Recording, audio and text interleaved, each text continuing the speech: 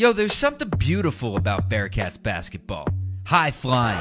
Kenyon with a jam. Shot denying. Miles rejected. There's just an energy that comes with the Cats. A rich history built on toughness. And Mick Cronin looks like he wants a technical. A bring-your-own-lunch pail mentality. For a long time, UC was the hunted. I felt that we couldn't lose. I think it's time the Bearcats do a little hunting of their own. Once y'all done with them, send them to me, man. You know what I mean? We can put them on the court.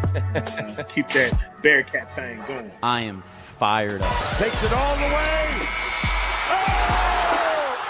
It's going to be Little.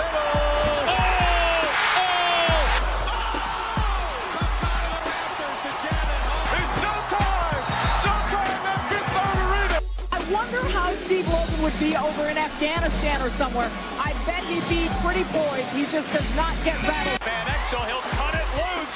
Watch out. Stevenson cuts it back. Oh! Kilpatrick outruns everybody. Johnson, the exclamation point. We've been dealt the king of heartbreak over and over again. Rozier. Smith and Everything they worked for was undone on one play. But I see the light. The Cats are back. Lukosius, open three, got it! Oh, baby! Welcome to the only live Bearcats postgame show on YouTube. This is Chatterbox Bearcats.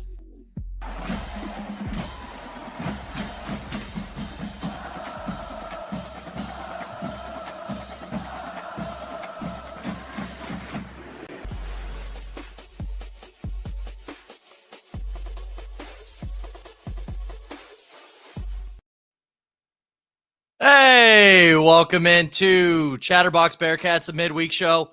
Very, very special show today because we're going live, first off. And second off, I'm usually just joined by Eric Lilly, a.k.a. Bearcat Bunch on Twitter. But we've got a third member of the crew in here tonight. Houdini is joining us for the midweek show. Not a full cast of members because we're missing our fearless leader, Chuck. But glad to have you, Houdini. How does it feel to get back? You were in the midweek show during the football season start. How does it feel to be back? A lot of nostalgia, man. It's been, 30 days since I was running the midweek show. No, it feels good to get back. And we didn't have a game this week. So I had some takes that I got to get off my chest. So I was like, yes, Niehaus, throw me in. It's a big one. Let's just say that. It's a very big one because, boys, we got the shootout on Saturday. Some bad memories behind us. We're hoping to have good memories start this week. Houdini, you kind of talked about the shootout after the Howard game, so we'll get to you again. You can probably reiterate what you were talking about, but I want to hear what Lily is thinking about when it comes to this year's shootout. Now, also, Lily has been killing it on Twitter talking about football portal recruiting, and we'll get to that towards the end of the show, but first and foremost, I want to talk about the shootouts, what everybody wants to hear as well. Lily, what are your thoughts on this year's shootout? Man, I'm stressed. And the Howard first half didn't help much, but it doesn't matter. The Howard game doesn't matter. The Morgan State game doesn't matter for Xavier. If they lost and we beat Howard by 70, I would feel the exact same as I feel right now. There's nothing. I don't know if it's scars or what, but my whole life, this series has just been, it just doesn't make sense. Whatever you think is going to happen doesn't happen. So I'm sure we're going to have some hard-hitting analysis tonight of what's exactly going to happen, which is a Bearcats win, by the way. I'm with you. Hudson. You didn't feel as good on Sunday. No, I didn't. And the problem is, we said the same thing last year. You see, all of a sudden, we're like, wait a minute, this roster is built to beat Xavier. I was firing off tweets, the Denzel memes, things like that. And we went and lost to, it was a 5-5 Xavier team at the time who had just lost to Oakland at home. And I'm thinking, how do we lose this? I know it's on the road last year at Cintas, which makes it a world of difference. But I felt good going into that game, so I can't feel good. I think we've lost, 8 out of the last 10 of these games. We certainly weren't the worst team in 8 out of the last 10, regardless of where we're playing. So I'm cautiously optimistic about what we're going to see, although I did guarantee a win on Sunday. So I'm excited to get into it. But yes, I am. If you're acting like you're not nervous, then you just haven't watched the shootout over the last 20 years. I'm nervous. I know you said if you feel good, you might be lying to yourself. Maybe those weren't your exact words, but I'm sure that's how a lot of Bearcat fans feel going into this game. I'm going to switch it up. I'm going to double down on how huge I was on this team to start the year. I think we get a win, and I think we get it by double digits. I love this Bearcat team despite the last 3 games. I think we're the better team. I don't think I'm alone in thinking that we're the better team. And I think as time goes on, we're not going to just keep losing this game every single year. That can't physically happen. We are due for a win. So I'm going out on a ledge, and I think we're going to win this game by double digits. Are you either of you with me? I don't care. Xavier fans can clip this if we lose on Saturday, and they can clown me all they want on the internet. I do not care. How I feel on Wednesday night is I think the Bearcats are going to take care of business, and I think we might have, I don't want to say an easy win, because even if it's double digits, you still might have to pull away. I think we have a comfortable win on Saturday. I think I'm there. I'm so hot. Like, Dan Skillings is my favorite player on the team, and seeing him, like, the Howard game doesn't matter to me in terms of the Xavier game, but seeing Skillings back and looking healthy matters to me. Day looking healthy matters to me. I think the path to a blowout is around Dan Skillings getting the offensive boards. He's such a goofy player. Like, he's just slippery, and you saw all the stuff that was happening in the Howard game. Like, he didn't really show up on the stat sheet, but he was getting buckets. That save he had on that, he turned it over and then he got the ball back. It was one of the craziest plays we'll see all year probably. And Xavier's had a pretty good, they're elite defensive rebounding team. KenPom, number 8 in the country. Now, they haven't played anybody that's great at offensive rebounding except Michigan, and Michigan could not miss. So their defensive rebounding might be a little inflated on KenPom. So I'm thinking with Skillings back, maybe that's something we can get some cheap. We're just in a desperate need. Like that Villanova game, we weren't getting easy buckets. We weren't getting those. We had a couple transition plays that got us like maybe 6 to 8 points, but we need 10 easy. We need like 10 to 12 points of easy buckets. And Skillings causes havoc, chaos, like around the rim. Things just happen when he's in the game. And I think that path to the blowout is Skillings having one of those crazy games with 5 offensive rebounds. And I think we win. I think we cover. I don't know what the spread is yet. I think we'll get close to 10, win by 10. It should probably be around, now that I'm thinking about it, we got to be favored by what? At least 7, I would think. I'm going in. Oh, 7.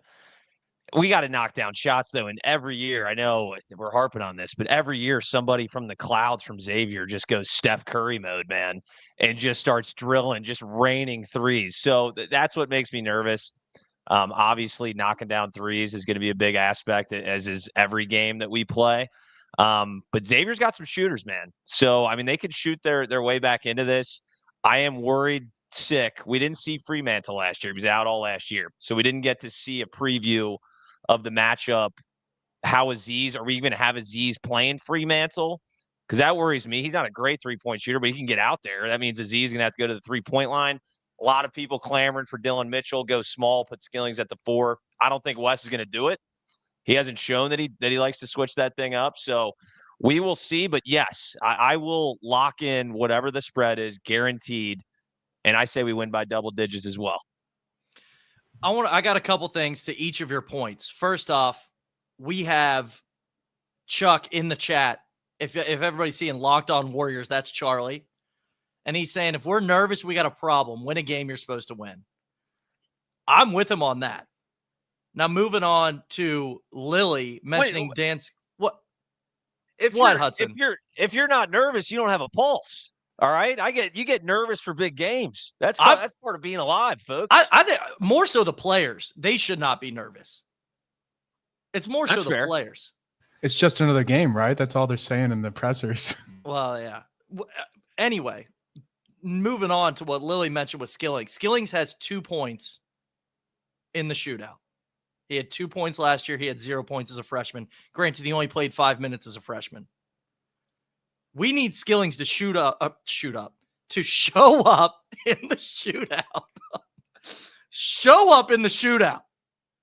That's what we need from Dan Skillings. Also, Hudson, you mentioned they're a great 3-point shooting team. I'm looking at last year's, since you mentioned the shootout of last year without Fremantle, let's talk about last year's 84-79 loss. Olivari had 27. He's gone, thankfully. Yes. McKnight, he had 20. Those were the 2 performances from last year's shootout. They also shot 47% from 3. So it does seem like the basket is just way bigger for Xavier against Cincinnati. At that same time, we shot 21% from 3. That does it right there alone. Such a wide margin when you're also putting up a good amount of 3-point shots. I don't have that number in front of me. Let's go through UC's game last year. Jizzle had 19, Newman had 18, Locken 17, and Day 15. Seamus and Dan both scored 2 points. So those are the 2 guys we need to step up. Do you have any worries about those 2 guys stepping up? I don't. And that helps because it's at home. Houdini. So what? I hate to bring it up again. I swore that we weren't going to bring this up, but Wes even brought it up that Seamus, that was like right after he got hit by a Subaru. So I don't think he was fully locked in at that point. Clearly, he turned it on towards the second half of the season. Seamus just strikes me as a guy that he's not worried about this moment. I don't think he's going to be nervous. I think he's a gamer. He's going to show up for sure. Jizzle has worried me a little bit just from a shooting perspective. That mid-range doesn't seem to be as clean as it was last year. He's a playmaker, though. He'll find a way to affect the game. Now, the other guys. Now, Skillings is a wild card. He's played 3 games all year. So Skillings is the biggest X factor of this game. He should average in that 15-point range. If we can get something like that from Skillings, I think we win this game for sure. If Skillings is still rusty and doesn't have it, then we're talking about a dogfight. And I don't want to be in a dogfight. Lily, what about you? And I talked about Skillings being the reason why we're going to win this thing, but Betsy, Hickman, Page, Reed, sorry guys, he's going to play. They got to have better minutes. Like, Page having a good game would be awesome because he's kind of been just fouling a lot and stands out a little. Is maybe not like fully ready. And I think he will be. You can see the talent, and Wes raves about him. That's usually a good sign. Like, Wes is a straight shooter. You can tell the guys he loves, and he loves Page. Like, he's very obvious with that. And Betsy has that lingering foot issue, it sounds like, but he's been practicing on it. So it's not exactly an excuse for in-game performance, in my opinion, if you're practicing. But he is a freshman. And Hickman's got to start putting it together. Seeing a lot of talk on Twitter about Connor.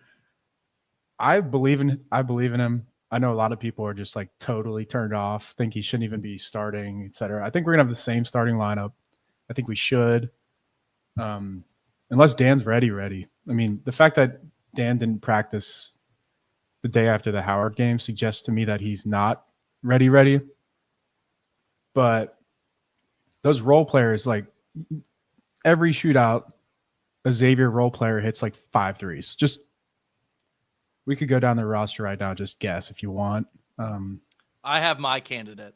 I was going to say, yeah, we could do that later, but we can all just, bet on that or something. But every year, Xavier's got those role players that just hit 3, 4, 5 threes. They didn't do that before the game. They didn't do it after the game.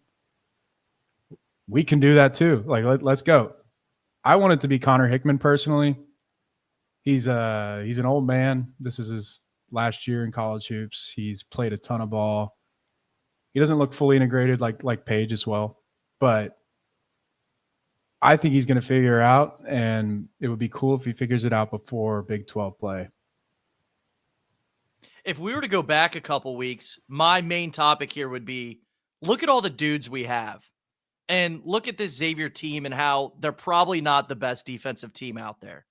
How are they possibly going to guard each individual Bearcat out there? Like, if Seamus isn't having a good night, it's going to be Dan. If it's not Seamus or Dan, it's going to be Jizzle. With that being said, the last 3 games have not given us a lot of hope in the half court. And also Xavier, I just looked up, 73rd in Ken Palm with their defensive rating. So they're not an awful defensive team. We need to figure something out in the half court because that's where Villanova killed us. They slowed us down, and we had no answer for that. This is a team that obviously wants to get out and run, and I think we can do that with the best of anybody, and I think that's why at the start of the year we thought we were top 10, and now I still think we're a top 25 team for sure. But that is a worry for me in terms of just getting a bucket in the half court. If this is a track meet, there's no question. I think what I said earlier with us winning by double digits happens for sure. But also, to Lily's credit, there is always a guy who goes nuclear in the shootout for the Muskies. For me, this year, I'm calling Dante Maddox. And I say that because listen to these 3-point stats 5 games ago before he actually just scored a couple of the last 2 games. He's looked good the last 2 games. But he came into Xavier as a 3-point shooter, and he went 0 for 2, 3 for 4, 0 for 2, 0 for 2, 0 for 5. Sounds like Hickman for the Bearcats. I'm worried that guy's going to kill us on Saturday. And he shoots 40% for his career. So he's due. Yeah. What's happening? Yeah. Well, Hickman's due too. Hickman's also due. Holy hell. Like, he needs to hit a shot, man. He's been missing the damn rim completely on a lot of these wide open jump shots. So Hickman is due. I'm hoping we have a Hickman coming out party because, yeah, the chatter, we were talking about it on Sunday. You know, people are like, this guy's game doesn't translate to the Big 12. He's not he's not good enough to play at this level. I think it's there because defensively he's there. He's just got to knock down some open shots. That's all we really need from Hickman. If he wants to do a little playmaking, sure, we'll take it. But knock down some damn shots. This is the biggest game of the year. We got to figure it out. Hey, does Xavier run any type of matchup zone? Because I've only watched a couple of their games. That's what I'm worried about. Because our half court against a matchup zone is horrific. We saw it against NKU. We saw it against Villanova. That's where we struggle. I'd be shocked if Sean Miller hasn't looked at the tape and go, holy hell, these guys can't figure this thing out. But you guys tell me. Do they have any type of wacky matchup zone that they've run at all this year? Lily, you take that. You know anything about that? I mean, Villanova didn't, and then they did. So that's true. I mean, so we might see like some random something basketball's never seen before. The 1-1-1-1. Did I miss one? I'm not sure there, but we could see anything. They played Tuesday. I'm sure they had a coach prepping for the shootout before Tuesday. They're going to be ready. And the big thing for me is transition defense. Xavier is 98th percentile in transition frequency and 97th percentile in transition efficiency. That's why they're winning games. If they get stops, they are going. Like, if you look at their pace stats on KenPom, they're top 50 in like tempo on offense and 300 something in defense. They slow it down on defense, and then the moment you miss a shot or turn it over, boom, they go. And we're a good transition team, but we can't. So do I stand corrected that we want this to be a track meet, Lily? Did you just say fake news for me? I mean, I thought that we were the better team. I mean, we got the athletes. And when I look at the Xavier team, I didn't think they had the athletes. I thought they had the talent, the basketball players. You're making me think I was wrong for sure. I think it's kind of like a 3-guard thing. Like, they just want to run it, and also we gotta, like, they're old. Like, this is the second oldest team in the country. Their average experience on this team is 3.5 years. They're second in the country, so they know what they're doing when they get the ball. go, go, go. We can't be turning it over and missing a bunch. Like, we just can't have those stretches like Villanova where it felt like we didn't hit a shot for 5 minutes. If you start off the game like that on Saturday, it's going to be very scary. Got to get the lead, make your shots, and kind of try to control the game a little, because they want to shoot threes in transition, and then they also, they'll finish at the rim too, but they get to the line a lot too. So that's part of the transition. They're getting advantages and getting people to foul trouble. So Paige, the Z's, come on guys, cut it out. This is a big game. Everything's going to be guarding Conwell. I think that's their best overall player. He can sling it. What is he, 6'4"? I'm just curious because we don't have like a definitive matchup for Conwell, though, at least the way our starting lineup goes. I mean, I don't think we want to put Lukosius on him, right? I was about to say, is it Connor Hickman? It might be. Yeah, is it Hickman? Like, Hickman seems to be, I mean, maybe he's the best bet as far as the starting lineup. I don't think we're going to put, Jizzle on him. I'd figure he's going to guard Davion McKnight, but I don't know. I mean, that's something Wes going to have to figure out. Maybe we see more Day. Like, maybe we see that Jizzle Day thing a lot more on Saturday, because Xavier is very guard heavy. Like, we got to have guys out there that are guarding them. I would like to see more Jizzle and Day. It seems to be working. Like last year, you're like, hey, those are 2 point guards. Why are we sending them out? I think that works perfectly fine.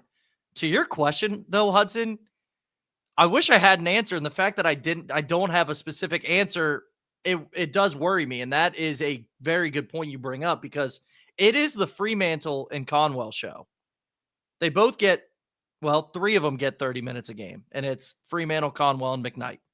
All 3 of them get 30 minutes a game, 29 or so for Fremantle and McKnight. But either way, 16 points per game for Fremantle, 16 points per game from Conwell. Conwell shooting 45% from 3. This guy's a stud. The last thing we want to see is an Olivari game from last year where this guy matches up well with us and goes off for 27 points. Do we have anyone to put on him? Because I mean, he's a big guard, right? Like, is it Seamus? It's got to be Seamus. I got to look up how big Conwell is. Yeah. 6'4". Well, that was the biggest loss last year was Newman, because Newman was the guy. If you had a stretch guard like that had some length, Newman goes on him. We don't necessarily have that guy that's in that 6'2" to 6'4" range. That's just a lockdown defender. We got Day Thomas, and he could do a decent job, but he's well undersized. So, I mean, he's probably going to throw a bunch of different looks at him. Seamus might start on him just from a size perspective. We've seen him get absolutely cooked, though, on the defensive end a few different times. So maybe it's a group effort. There's not necessarily one guy, because that's something I think if we want to look at what this team is missing, besides a back-to-the-back scorer, it might be that kind of 2-guard, 3-guard lockdown defender that we had in Newman last year. And we need to talk about like the Xavier rotation a little, because they're not like us. Like, we're playing like 11 guys right now. Xavier's playing 8, and Trey Green is not playing on Saturday. John Rothstein reported he's out. Sounds like he's out for the year, probably going to transfer. But they had Cam Fletcher is a guy that was going to redshirt. He's from Florida State, transfer, and he's dealing with some health issues. He was supposed to redshirt, and they're calling in the reserves here. He's played the last 3 games, hit 2 threes versus Morgan State. He's like a wing, small ball 4, kind of. He's like 6'7", 230. Can make a 3, but he's not great at it. Like, so that's my pick, by the way, Nick, for rando 3, Cam Fletcher. He's gonna. I don't think he's gonna play a bunch, but he might play like 8 minutes, 10 minutes. They play old players, and they play a lot together. They're not doing this stuff we do, where you log on Twitter during a timeout and it's like every tweet's about what is this lineup, man. They don't do that. They've got their best players in. They have a short rotation, and honestly, that might be my biggest concern for this game is Wes's lineups versus Xavier's lineups. Like, are we going to put out that lineup with Reed, Page, Hickman, Day, whatever it was? Are we going to put that lineup out there against Xavier's old guys? Like, and what's going to happen? Like, can we defend? I'm not sure we can score, but I would love to see like a slightly shortened rotation on Saturday, just because the lineup stuff caused us some games last year, in my opinion. And I know we're better this year. Skillings is back, so it kind of naturally, in my opinion, will fix some of these problems. But it's something to monitor because they play a very short rotation. They're familiar with each other, and we like to kind of wear teams out, go deep, run them. Let's see. I tweeted it a million times, but you simply cannot have Jizzle and Seamus on the bench together. Little different with Dan. I guess a little different with Dan because now Dan can. I mean, he's a playmaker. He can make a play out there if those two are on the bench. I still don't want to see it because those are our three playmakers. And there's been times literally this season, which I can't think of a single good reason. They've had not only Seamus and Jizzle on the bench, but Dylan Mitchell on the bench without Dan Skillings even playing. So like those three guys, that should never happen. So that's what makes me nervous about Wes is he seems to like be so stubborn with his rotation. And I don't know if he's trying to prove the haters wrong or whatever. Well, Wes, it hasn't been working out that well. I would love to see plus minuses with some of those lineups. And let's just I feel like we're talking about Xavier right now, like they're the Boston Celtics last year. Let's call a spade a spade. Xavier isn't very good this year. I mean, they're just flat out not. Based on what we've seen, it's early. They got annihilated by Michigan, beat South Carolina State by 3, lost a very average TCU team. All right, they beat Morgan State by 250 points. No, TCU sucks. All right, TCU sucks. Like, listen, Xavier isn't good, okay? That's just a fact. Does that mean that we're going to win? No, it doesn't. We've seen history. I've been in history classes for 20 years, okay? It tends to repeat itself. So that's why I'm nervous. But overall, we are the better team. We have a better roster. We have more athletes, more playmakers. We have some actual skill guys now. Plus, we have Dylan Mitchell, who is going to be the best athlete on the floor, which changes the dynamic of every game we play. So I just want to make it clear. We are confident in this game, but there's definitely some room for concern. Chuck is spewing off the takes in the chat, by the way, and it goes with what you just said, Hudson. He said, it's not a big game if you take out the rivalry. They're not good, and it's at home. It's a rivalry. Chuck, you got to join this thing. Come on, man. I look, here's the thing. I think I'm with you, Hudson. I don't, and that's why I said I think we win, and we win by double digits. I don't think they're any good either. Villanova, who lost 4 games to start off the year and lost to, who'd they lose to? Penn? Or they lost to St. Joe's. They lost to an Ivy League school. It was Columbia. They're ranked higher in KenPom. Now, KenPom's not the truth, right? It's a metric. It's one metric, but they're 48, Villanova is, and Xavier's 61. So it's not like it's necessarily that close. Like, and we blew that Villanova game. Like, to be fair, What? We haven't beaten anybody, right? We really haven't. So we haven't actually been able to see what this team really is. On paper, we are much better. We just are. Talent-wise, we're just better. We haven't beaten anybody yet. So we're gonna find out really soon. I believe that we're the team that we thought we are who we thought we were. I want to make that clear. But we've yet to see it because I know they're going to clip this, and the comments are going to be, you guys you beat Georgia Tech. They're ass. It's the worst team in the Power 4.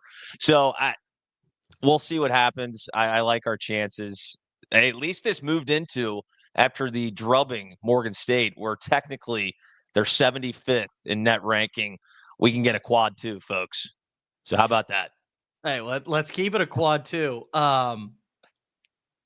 Here's a question.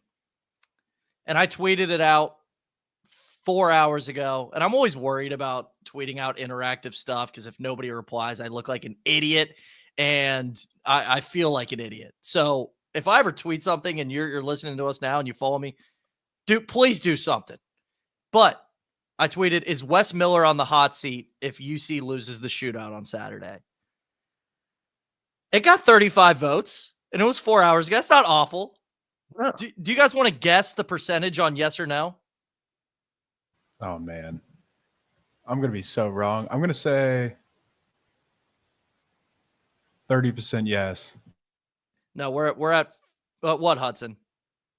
Oh, I feel like you were about to say, I was going to say like 75% yes. No, it's 47% yes, 53% no. So we're about, it's a mixed bag of them. I bring this up because as a fan base, we are divided, right? In terms of A, how we feel about this game, and B, how we're going to feel about Wes Miller if he loses this game. How are you guys going to feel? I don't even want to talk about this because I think we're going to win. But if we lose, are we starting to doubt Wes Miller? Willie, you go with this one. I feel like you're going to have a real conservative take here. Yeah. I won't be, but like it would suck. Like I kind of addressed this in a previous podcast, but I mean, if we lose, I said I was going off the grid. I'm going off the grid. Like I won't be on the podcast next week. I'll be gone. Hocking Hills. We're heading north. I got a tent, sleeping bag. I'll figure it out. But Wes is he's like a long he has to show like tangible results, right? I've done this before, but like this game itself is a great way to do that. But if we lose, there's still chances to. It just would suck waiting for it to happen. And I'm sure this team's good. We're going to be fine. But this game is like a statement for his rebuild. It's like, hey, guys, you've been dealing with this bullshit for years. Like last year sucked. We beat Xavier. Let's go. We're back. The ball's rolling. If it doesn't happen, to me, he's not on the hot seat. It's not even close. Like, he's an athletic director's dream. He recruits great. He fundraises great. He's young. He's adaptable. Players love him. Blah, blah, blah. He's not on the hot seat. People can say that if they want. He's not. But if he lost this and then we didn't make the tournament, sure. I'll talk about that, but I don't think that's going to happen. Listen, if we lost this game, it would be absolutely devastating to my mental health specifically. But if we went on and, played well for the rest of the year, got a 4 seed, went to the Sweet 16, Elite 8, something like that, no, I don't give a shit. I'm not on the Tissot train where we win a national championship, but we lost to our rival. So, fire the coach. And do we want to do this song and dance again? If we hypothetically got rid of Wes Miller, we'd have to start from scratch again. No, I think we found kind of a gem in Wes Miller. And we were talking about this on the, in our group chat, where it's hilarious that like simultaneously we're rooting for UNC to be good because we don't want Wes to take the UNC job, and then half of the fan base is saying he's on the hot seat at UC. I'm like, what are we doing here, folks? Wes is our guy. I would be shocked if we don't make the tournament. Then we can have this discussion.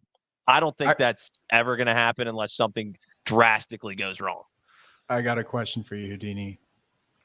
If we lose to Xavier but make the tournament, should we decline the invite?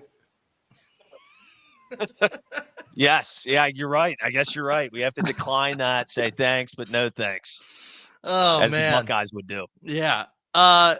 My opinion on the matter is I felt awful even typing that because I am a Wes guy. I have loved him from the second he has stepped on campus. And you have Xavier fans, aka friends of mine, like, why do you like Wes?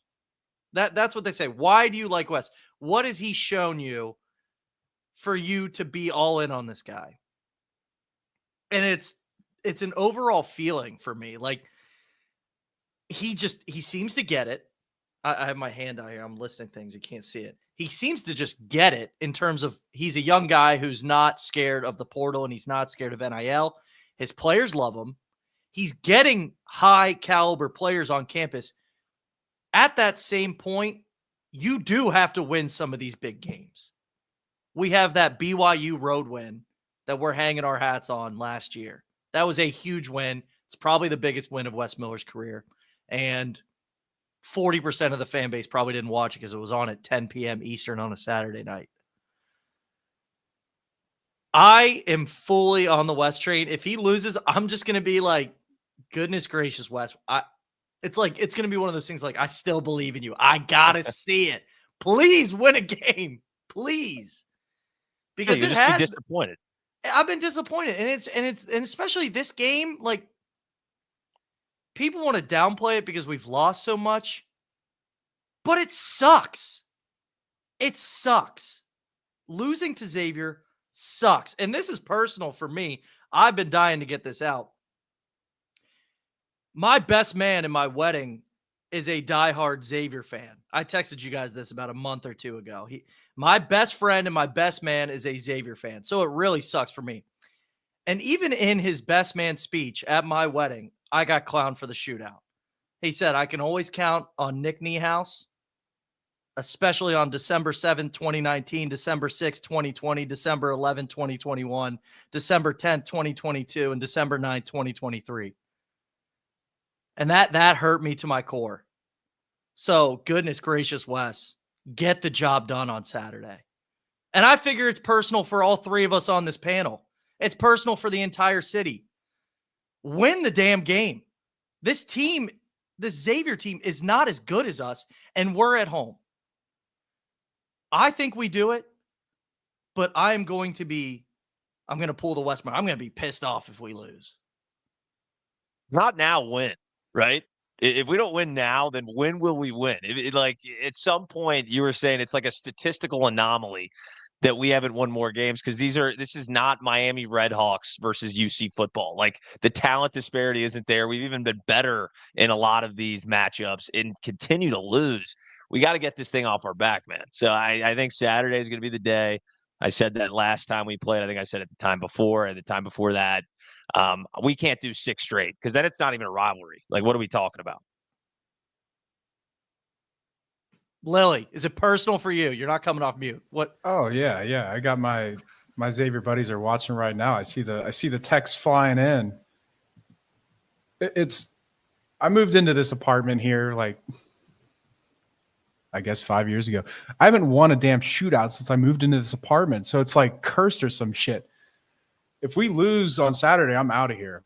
Like I've made the decision. Lily, are you going to abandon me on the midweek show? You're going live from your tent on Wednesday. Yeah. All right. Like it's.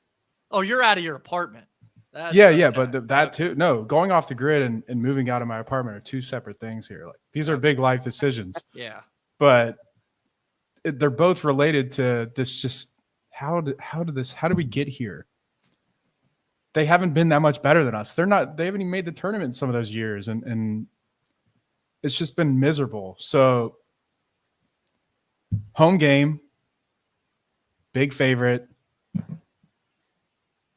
But we have this PTSD when we were kids. Mm-hmm. We were ranked in the top 10. They weren't ranked, and we lost them. So it's like it all just lingers in our heads. It's like we feel like this is the one we should win, but we also remember the ones we lose this to. So it's like it's Niehaus's biggest memory of his wedding right now is the fact that his best man was like, I know I can count on. Like, this is what we need to get that off of. Like, he's got bad mojo in the marriage now. I mean, we're talking real life stuff, guys. So we got to get it done. That like reminded me, wasn't it the Cleveland Browns fan that like hired Paul Brown or the Browns security to lay his casket to rest, and they put in like the obituary just so the Cleveland Browns could let me down one more time.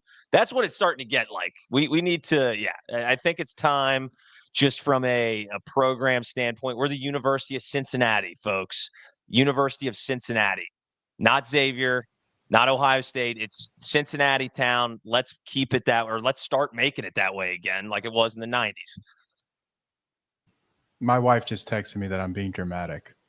No. This is serious shit. Yeah, no, not at all. I don't know if you guys saw this on Twitter. I'm going to shout out Bearcat Mark 1. He might be listening because he interacts. All right. He had a he put it the depressing Crosstown Shootout thread. Did you guys see either of this, or is this new to both of you? I'm sure Lily saw it. Lily's all over the place. It's new to me. I started reading it, then I stopped, but Okay. I know. Well, I'll give the spark notes. All right. And this is the pain that we've gone through. And I want to say this. I think we flip it. Anyway, since Huggins has arrived at UC, there have been 35 shootouts. UC is 13-22 in those games. We've actually outscored Xavier 2 points total in those games. We're 12-8 in games decided by 8 or more, and Xavier is 14-1 in games decided by 7 or fewer. They've won all 4 overtime games Xavier has, and they're 10-0 in one possession games / games that have gone to overtime. And he goes on to say, those numbers seem impossible. They do. They seem they have our number. I can't believe it. And it's Xavier. Like, it's one thing if this is like Houston. This is awful because it's our rival. So yeah, Hudson, it's a statistic anomaly. No, I mean, we got to rattle off like 6 straight. Like we got to right the ship here and start winning some games. And Wes is bringing the guys in to do it, and pump the brakes. Even if Wes does lose this, he won't. I still think Wes is the guy. And they even mentioned in the chat, I said this on Sunday, both programs have not been good since their prior coaches, right? Steele, nothing. I think they got 1 tournament appearance the last 5 years. We have 0. It's not like Xavier's been dominating outside of winning this game, but it'd be really nice for us to actually win a damn rivalry game. And we got to win one at the new Fifth Third Arena. Because, I mean, I would love to know what our record is at the new Fifth Third Arena. It can't be good. No. I would love to not know that. It's on the Shootout Wikipedia page. I had it up earlier, but before I pull that up, because I'll end with the record, can we get some positivity though? Like, let's end the Crosstown Shootout talk with some positivity. I'll start. I think we have the guys to win. Like, I still, despite the last 3 games where we haven't looked great, I still think we are top 15 to top 10 team. I think this team is special. I really do. And I think that Dan is that glue that holds this together, and that missing him really did hurt us in the Villanova game. Do I think that we win that game with him there? Hard to say, right? Like, Eric Dixon scored 31. Villanova kind of owned us in terms of the tempo. So that is tough. But with that being said, I still think we have a really damn good team. And I do think we're going to win Saturday. So some positivity from both of you before we finish this. I do too. Like I said, top to bottom, I think we're the better team. I think our best players are right there with their best players, but we have more depth and more guys that can beat you in different ways. It's going to come down to knocking down shots. Like you mentioned last year, we shot 28% from 3. Can't happen. Wes is starting to run some really good looks. I know Lily was tweeting some of this stuff out, some down screens, some rescreens at the baseline to get Lukosius, those nice little kind of elbowish threes where he's running back seems to be his favorite shot. Let's get those early and often. And we need a decent game from Aziz. I think he's a pivotal piece. I can't say pivotal. Holy shit. This game's got me losing my mind. I think he's a big piece in this matchup because, as we saw, Wes won't pull him if it looks like a game that he can't play. And I hope that Fremantle doesn't put him in a blender and cause us to have to pull Aziz, because as we've seen, Wes won't. He'll just keep him in no matter what. So we need a big game from Aziz. But top to bottom, man, we're the better squad. Jizzle James, I think it's going to be a big game for him too. He seems to do the best when the lights are the brightest. I think we get a W, and I'm sure we'll talk about it in a second. We're going to win the uniform battle. I mean, it won't even be close. They just rolled out. We're wearing the Jordan 4s, it looks like. I don't know if they'll actually be wearing those in the game, but those UC uniforms, whew, top tier. Me with positivity. I think we're bigger, more physical, dominant team. And if we can just like avoid that crazy 3-point, just a random team going off, we're going to be fine. Their guards guard size, we're about the same. And then bigs, we like CMOS is bigger than those guys. Betsy, Mitchell, Aziz, Page. I mean, Fremantle's 6'9". They don't guard the rim great. We're bigger. We should crush the boards. We should dominate the game. And we're at home. So it's like that's my positive spin, is that just we're bigger, stronger, physical. Win the game like before it starts. Like just, during the anthem. We're taller, bigger. Kill them. And don't let them get to the free throw line. Don't let them get those easy buckets. Make them if they're going to beat you, make them make a ton of threes. That's my spin. It's not a spin. That's what it is. Do you think Dylan Mitchell is going to guard Fremantle? He could. That's the weird thing. Is like Fremantle. That's is it Hughley or Hugley? The big fella. Yeah, he's Hughley. We've seen him. Yeah. I don't think he gets any PT. I don't think necessarily. Well, no, he's going to play. I don't not much. I would say I don't think he makes much of an impact. At least that's what. Look, I haven't watched much Xavier this year, but that's what I hear from. You heard who I talked to, who's a Xavier fan. Like, yeah. I'm dialed in. I get the pulse of the nation in terms of Xavier fans. Like, they are not fond of Hughley. But all three of those guys, Hunter's the other one. They shoot threes. Doesn't mean they make them, but that's the interesting thing to me is who's guarding them when they're in. Is it Mitchell? When Aziz, are we trying to get Aziz in on certain lineups when they go too big or something like that? That's what I'm going to be watching for. And just, man, I hope none of their bigs hit threes because that could change the game because they don't really. Any last thoughts before I'm gonna rattle off some statistics. Any last thoughts from you two on the shootout?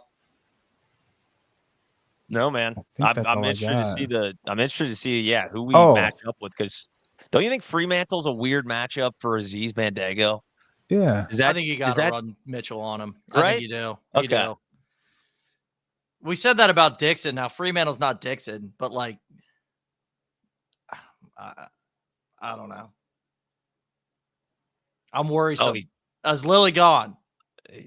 He's already off the grid. He said, screw it. He's like, you know what? I'm not even dealing with it. He's like, you know what? Aziz guarding Fremantle? That might be an issue. So I'm out of here before it even happens. For any Xavier fans that are listening or will listen, I do want to rattle this stuff off. Let's compare the programs here real quick. NCAA tournament appearances, Cincinnati 33, Xavier 28. Conference championships, UC 29, Xavier 18. All-Americans, 44 for UC, 20 for Xavier.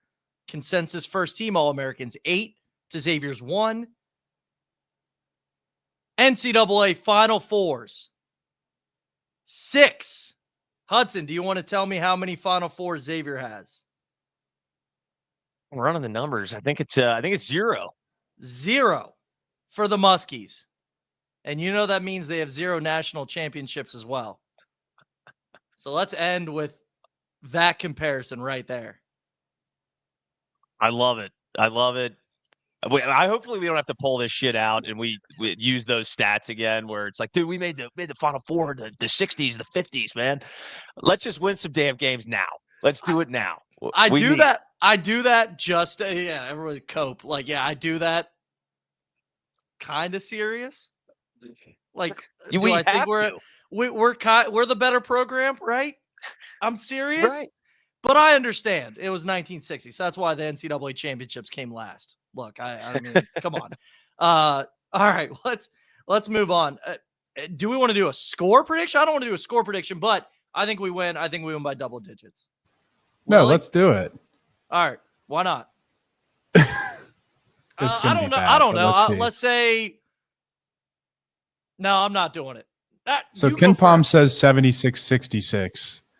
Not going to lie, I was going to say 75. This is where I get scared, man. Xavier like 64, 65, just because I said double digits.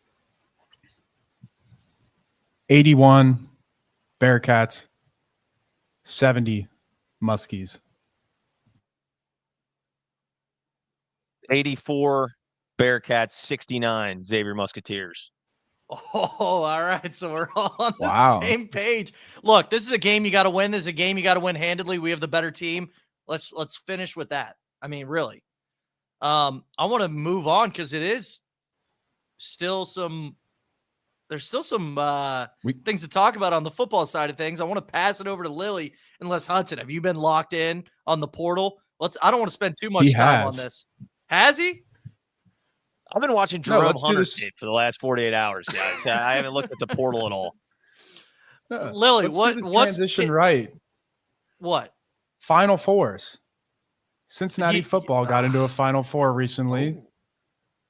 Let's talk about the football team a little. That's true. Here. I guess we have 7 I don't know if Xavier ever got to one, but I know the Cincinnati football team did.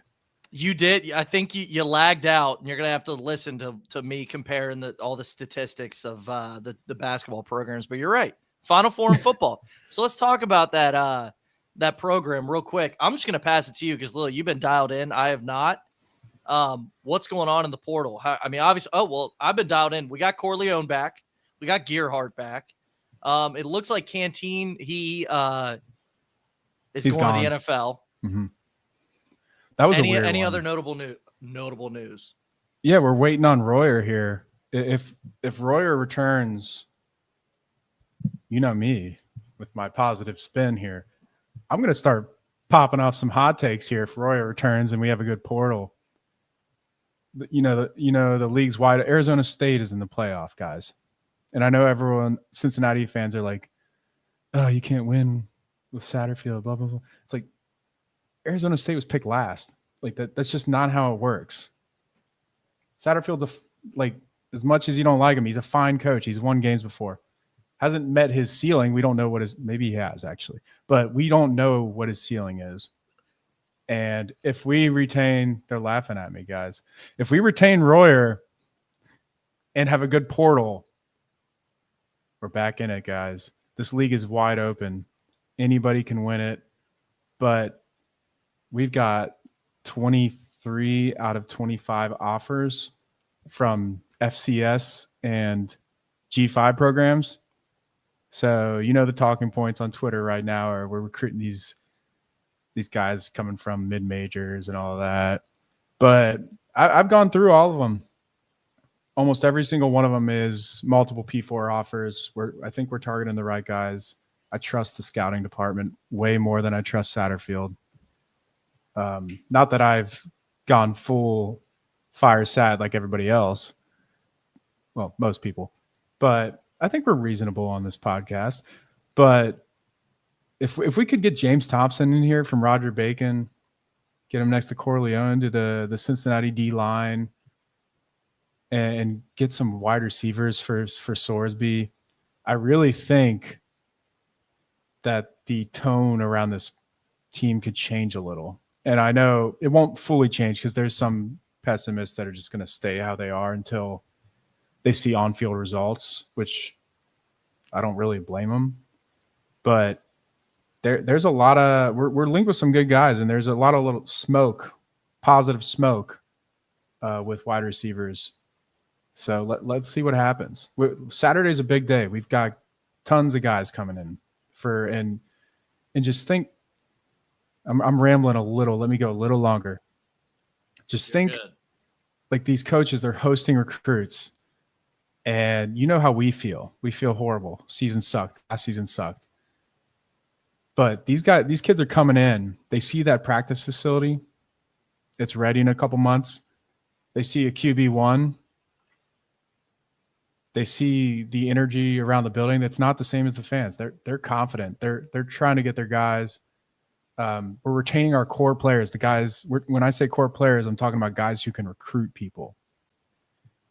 Like when Corleone stays, that sends a message. When Sorsby stays, that sends a message. I know you see these UC fans saying like, "Oh, what? He wasn't even that good." These portal guys don't know that. They walk in and see a QB1. They hear about him. They see there's reasons to believe recruits are coming in and buying into the program more than our fans are. So, which matters because next year is the year where we find out if Satterfield's going to stay here or not. So, I'm kind of excited. It's an exciting time, but although it's the portal, I think I'm always going to be excited. But retain your guys, bring guys in, and we've done that. Hudson, you haven't even been able to talk about football for a while. Were you weren't on the last? Was it just Chuck on the last game, the last show, or were you on there as well? No, I've been MIA since we had like 19 turnovers against West Virginia. So yeah, it has been a minute. I mean, listen, Lily, it does say something that some of our core guys are coming back. Like Corleone coming back, I was like, what? Go to the league, brother. Like, what are we doing? You're doing this again? So he obviously has some optimism around not only the program, but Satterfield himself. So this isn't, a lot of people are comparing the hire to like John Brandon. Like, this is not the same scenario at all. Like the kids seem to be, they want to be there. And you're having some of our best players. If Royer comes back, Elder, I'll feel relatively decent, right?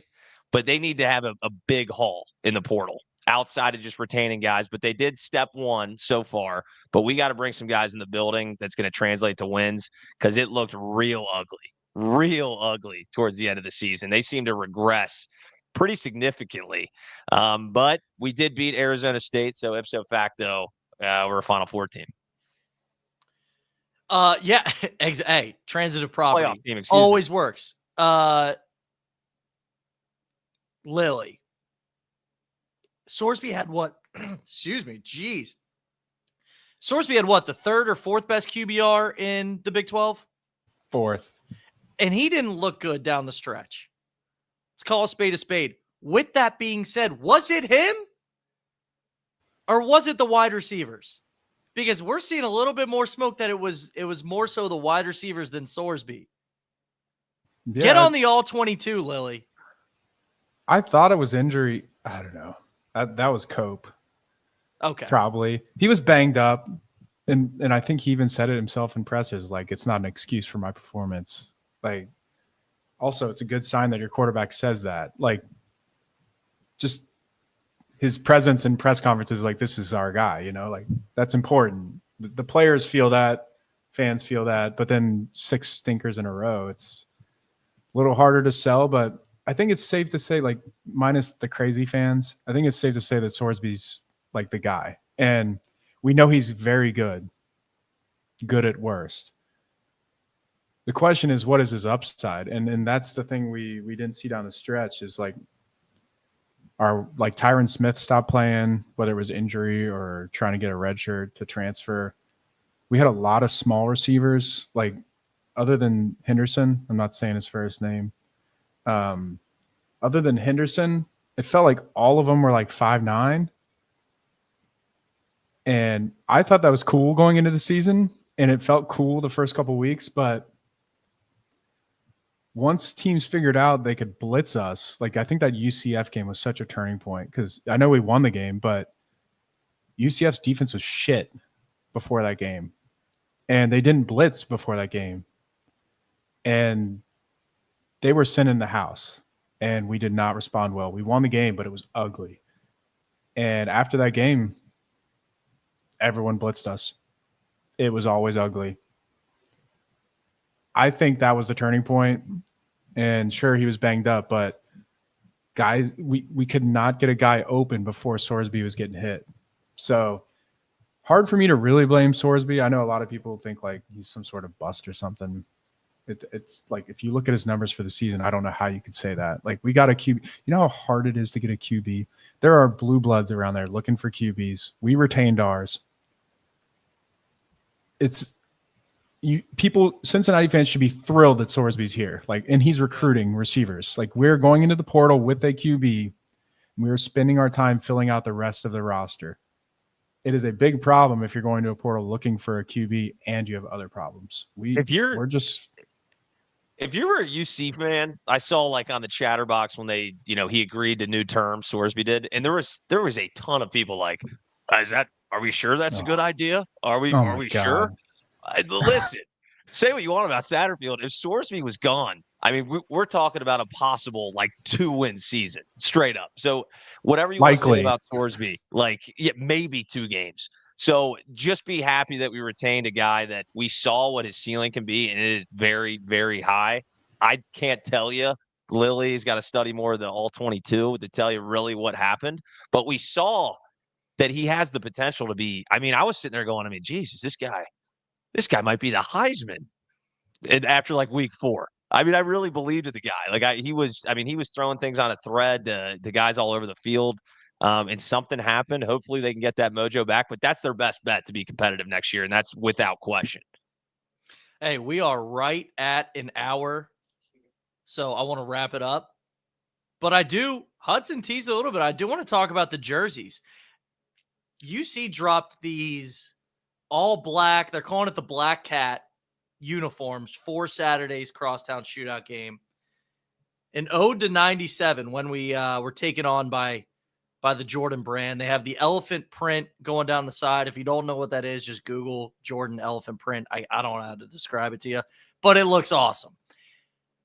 I want to spend a couple minutes on this. My first take on the whole matter is I love that they did this against Xavier, because Xavier giving us all that crap for when we signed with BSN or whatever that was. I put it in air quotes for people who are going to listen to this audio only, as a placeholder for when we eventually got Jordan. BSN's not giving us these jerseys. Like, we are a legitimate program that's getting custom jerseys from Jordan. Does Houston get any? They've been amazing. Have they gotten any of these jerseys? I think it's awesome that Jordan is willing to put in some of this stuff for us. And hey, I think they look awesome. And Chuck just called you a nerd. Like, Chuck, we're not wearing the Steph Currys, bro. These no, he's calling Reed a nerd. We got Chatterbox guys on here coming at their own people. Friendly fire. Granted, they're Xavier fans, so God bless. They're going to need some help after Saturday. I can guarantee you that. But that's who he's referring to, not you guys, not us. Of course not. Well, what do you guys think? This is going to be Houdini's specialty, right? Like I didn't even know. Like, I respect I know it's OG Jordan stuff. It looks good to me. I like it. It looks good. The fact that you get the BSN thing is the thing that Nick said that matters to me. Like, all the shit we got, it's like that. It was just we're gonna get there. We're just going through this trial period. We're getting there, guys. And Xavier fans giving us crap. Like, you don't just get to be a Jordan team. Like, it's a process. And we were just wearing it before we got to be officially Jordan. And now we're getting the real shit. And it looks great. People love it. And win the game so that it's not a cursed jersey. Guess who loves Jordan stuff? 17-year-old recruits. They love it. And as a 31-year-old man, I love it. And the jerseys, we have the best jerseys in college basketball. I say that without a doubt. The second West came back and made sure we got back those, I know there's a lot more that went into it, and got the blocks back on the shorts. That's my favorite. I know we switched it up, but these jerseys are awesome.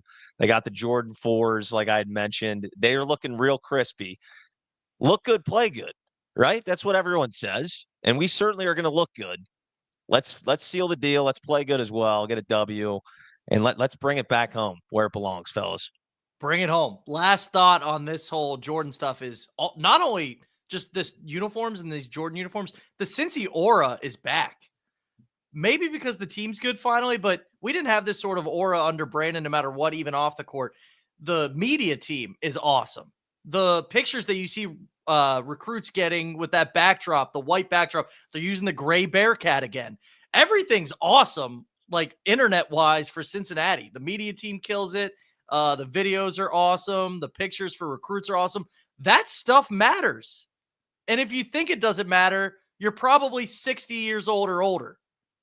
Because to 17-year-old kids, a cool picture with your head coach, Wes Miller, in Jordan gear with the 90s background, Kenyon Martin's back there, Lance Stevenson's back there. Like, that stuff's cool. So I think it's pretty awesome to see that they're going to give us a customizable jersey. But that about does it. I'll give you guys one last final thoughts before we go. I've yapped enough. Lily, if you got anything left, we got, an hour and 5 minutes. So I've said all I need to say. It's time to flip the script on this series. Like, we're all in our late 20s, early 30s on this podcast. It's been ridiculous the last 20 years what's happening because both teams have been good and the rivalry is just slanted in one direction. We're winning Saturday and we're flipping it. We're going 5 in a row too.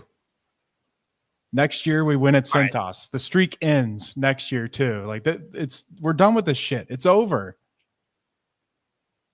Sorry. I love it. Sorry, Xavier. I love Can it. we do another 20 minutes just projecting the next 5 shootouts? Let's just do that. Sean Abayev goes for 40 next year. Next year we win by 3. Abayev has 17. All right. That'll do it for the show. We got the shootout on Saturday. Cincinnati leads the all-time series 51-40. Let's make it 52. That's all I got, guys. Make sure you tune in to the post-game show. It's going to be Houdini and Chuck on that. We're experimenting with some Twitter/X. I can't even say X. Twitter Spaces, where it's kind of like a radio show. You guys can call in and whatnot. I think we're either going to do one Thursday or Friday. Check my Twitter to make sure you're on the right one. But Trey Scott. We're also, Trey Scott's going to be on the show Saturday after the game. So you're going to get some real reaction from a former Bearcat who lived it. But also, I think we're going to do Spaces at halftime too. So we got a bunch of content pumping out for you guys this weekend. So make sure you turn along on YouTube, anywhere you get your audio podcasts. That's it tonight. Thanks for listening along. See you guys. Go Bearcats.